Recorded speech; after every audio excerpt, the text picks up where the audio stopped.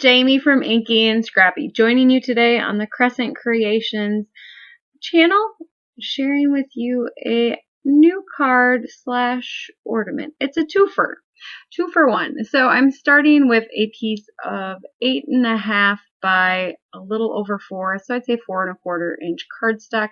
I'm taking my largest inside out stitched circle from Lawn Fawn here and cutting it just above that fold line for my card base. Granted, you could make this ornament, put a piece of pattern paper on a regular A2 size base, and then just attach the ornament to the front to be removed later. So if you don't want to do a circle card, that is an option for this one. Or if you just want to do the ornament, is another option for this one. So because I use 120-pound accent opaque cardstock here, I ended up just going in with my scissors and kind of making that final cut on that second layer. If I'd have probably run it through the die cut machine one more time and moved it on my cutting pad, it probably would have cut all the way through, but I did not check it before I removed it, so it is what it is. So once I have that one cut, I had also went and used my circle border stack or frames from Lawn Fawn, and I haven't cut mine apart yet, so I just cut out the whole thing from all of those layers of cardstock and then using that holographic paper from Crescent Creation for my top layer in my shaker base, I guess you could say. So I glued all of those together. I want to say I did 7 layers of that 110 to or 120 to 100-pound cardstock. I just grabbed what I had laying on my desk. So it wasn't all the same paper, but it makes for a nice deep well when using that extra heavy cardstock. And then instead of going around with double-sided tape on that circle, if I'd have thought ahead of time, I probably could have done one layer with the score tape on over the whole panel, but I didn't. So I just took that glitter art glue and then spread it out, and then just was super careful on laying my panels down, setting something heavy on top, and walking away. So this sat overnight on top of my desk. I went to bed.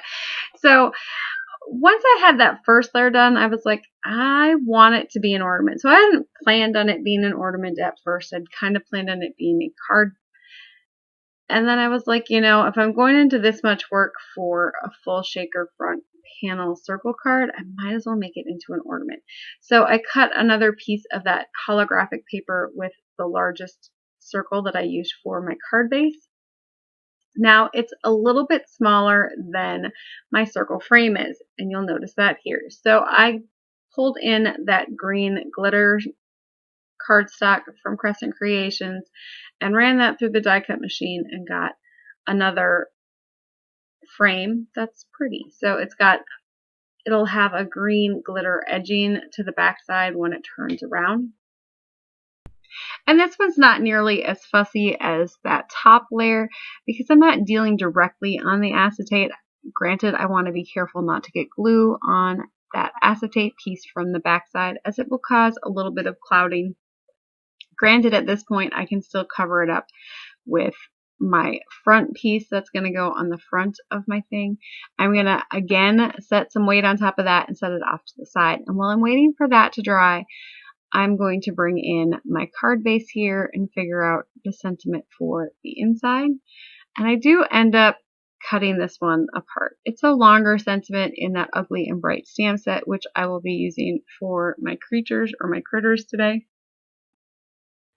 And so I tend to use those longer ones in bits anyway, so I don't hesitate too often to cut them apart.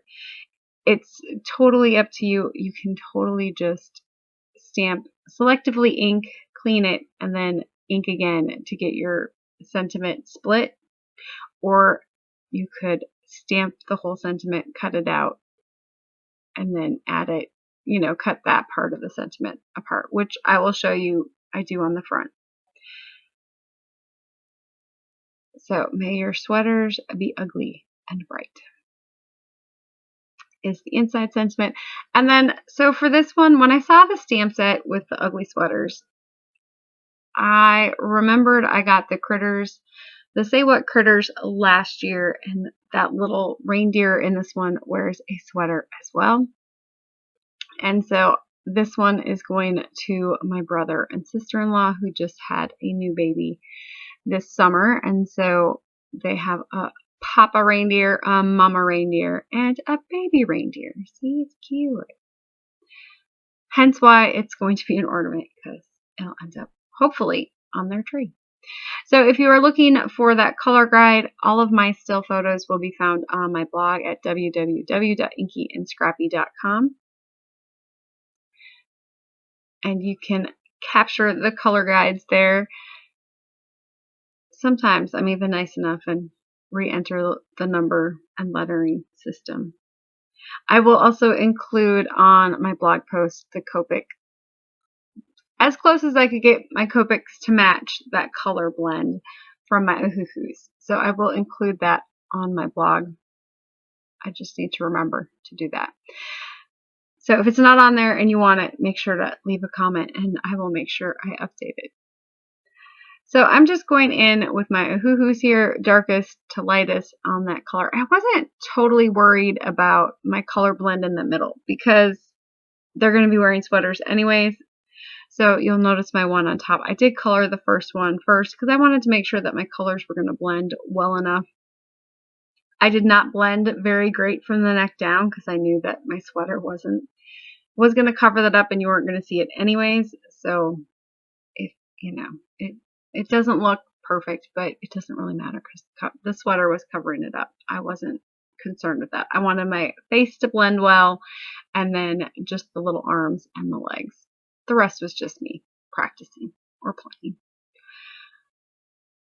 And then I'm going in with my reds here. I start with my darker tones and then work to the lighter towards the center. It adds to that rounded effect.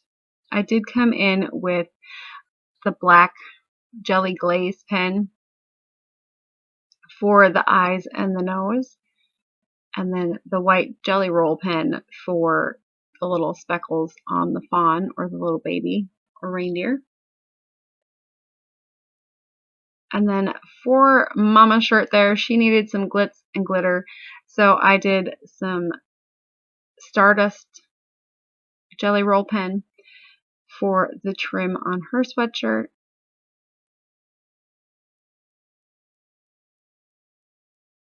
And then I just do a little bit of touching up.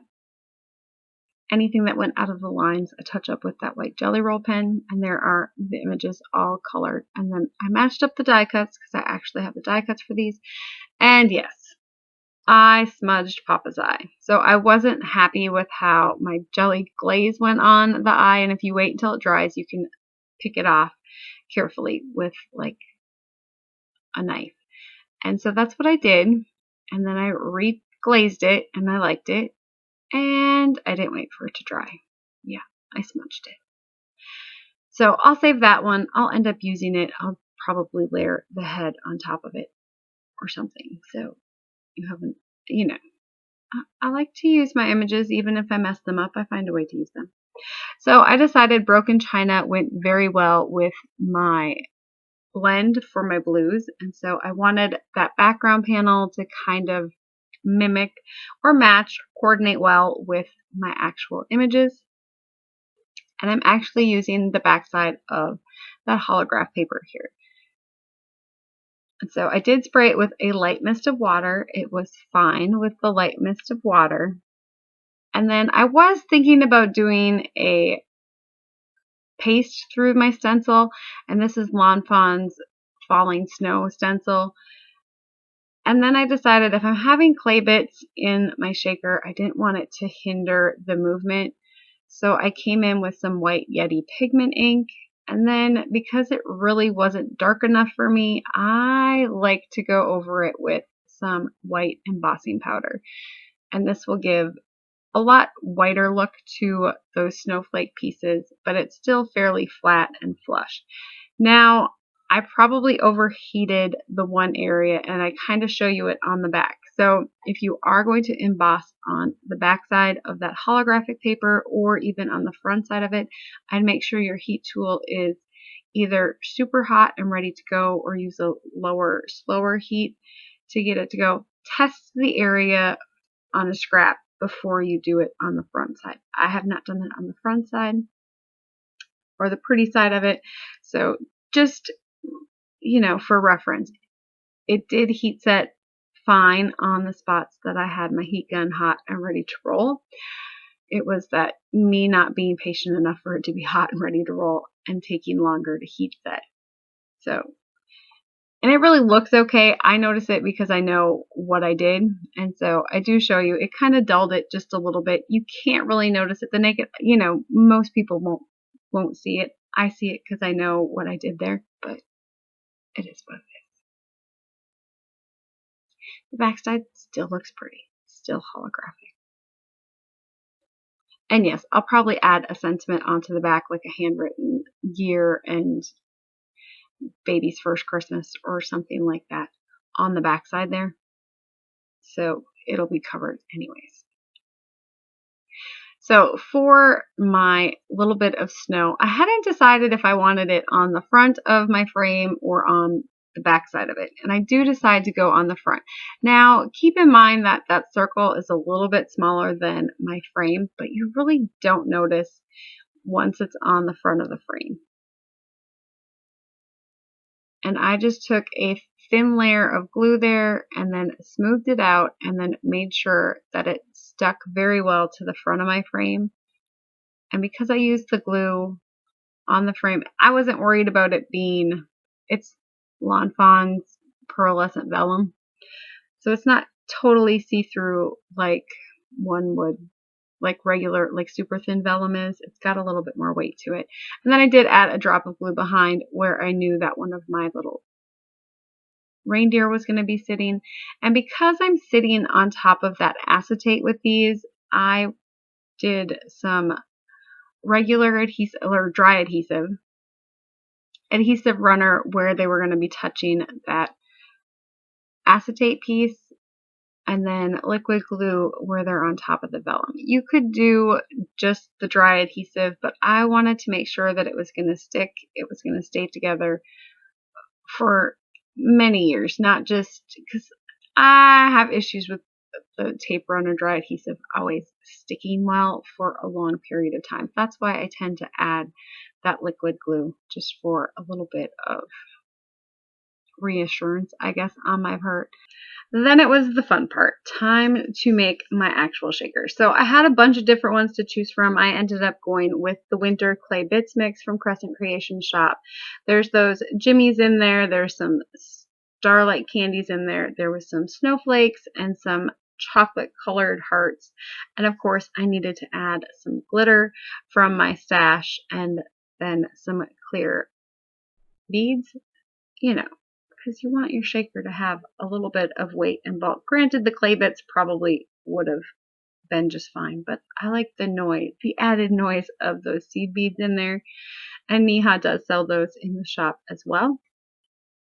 So I'm going to glue this on and I'm going to set that heavy weight on top and then wait for it to dry. So while I'm waiting for it to dry, I will do the sentiment on a piece of coordinating green cardstock and then heat set this. So I use VersaFine Onyx black ink and then do a clear embossing, a fine clear embossing powder over the top.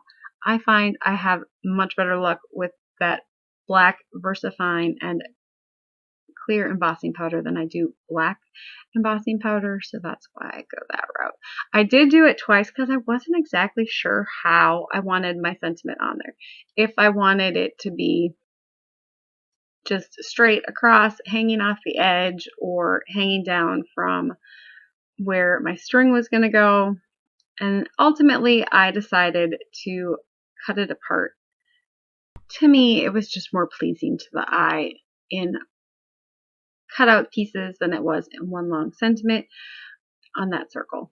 I did end up turning off my light so I could actually see if I liked where it was placed. There was just a lot of glare from that acetate on the top with the light. The problem of, filming. You need the light, but it blinds me sometimes. So I'm going to add that with some dry adhesive and then a little bit of clear glue, or a little bit of glue. The dry adhesive makes it stick to that vinyl and acetate instantly, and that the glue will actually hold it on there a lot better in the long run. And then for my card base, I'm coming in with some glue dots or glue dots for my front panel to sit on, and I will come back to that one. I wanted super tacky Christmas ribbon, and I didn't have the right stuff, so I just ended up doing some mica spray stain in that new red Christmas color and candied apple red. And then I will let the ribbon dry, and then of course I had to pick up all of that extra goodness and make myself some red background panels because, I probably have a bunch of Christmas cards to finish yet. I'm going to come in with my cheapo electric drill from Amazon.